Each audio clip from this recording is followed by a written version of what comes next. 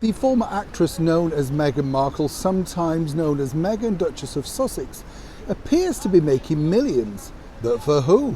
Hi, good morning, Neil Sean here in the heart of London. Nice to have your company today. Now, if you're looking at this wonderful fountain behind me, just proving, of course, how long things have been here in London. There's some spectacular spaces. This is an open garden space. It was opened in 1853, originally by the then Duke and Duchess of Westminster. Yes, everything has a royal connection here, like our breaking royal story of the day today. Now, I'm showing you all across this story today, in which, of course, it's been revealed that the former actress Meghan Markle will only receive £1 in her recent court win against Associated News Limited. That is, of course, the news giants that Meghan and Harry decided to take to court after the publication of, she claims, her private letter to her father. We saw all the texts and everything that were associated with it, but of course the judge decided against a different sort of ruling. Interesting to note as well. Now, if you don't understand why she's only receiving £1, according to the court documents, it's buried way beneath in the small print. That was one of the agreements. You know, she wasn't necessarily doing it for a lot of wealth. So any charities hoping to benefit from any payment from Meghan and Harry, well, they need to really rethink again. The court costs, though, associated with Associated Newspapers go over 1 million, allegedly around about 1.3 million. So a lot of money that they have to pay out. But truly, Meghan Markle is already a money-making machine, and let me explain the reason behind that. Meghan and Harry, as we all know, are very wealthy now in their own rights. Individually, of course, Prince Harry came to the marriage with millions in the bank, left to him, of course, by his late mother, Princess Diana. And then, as we all found out, of course, His Royal Highness Prince Charles was funding Prince Harry's move initially to Canada and then moving forward, of course, to California. And he also had independent wealth too. We're told also that Meghan Markle came to the marriage with around about 5 million in the bank. Not quite sure how much money a cable TV series pays, so I think we will park that particular net worth to one side. But what is interesting is truly this. Meghan Markle can make a lot of money. Let me explain the reasons why.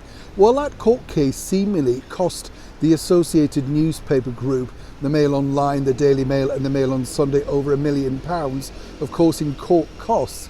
That's nothing to what they can actually accrue back from simply putting out features, breaking news stories, anything. Let me explain.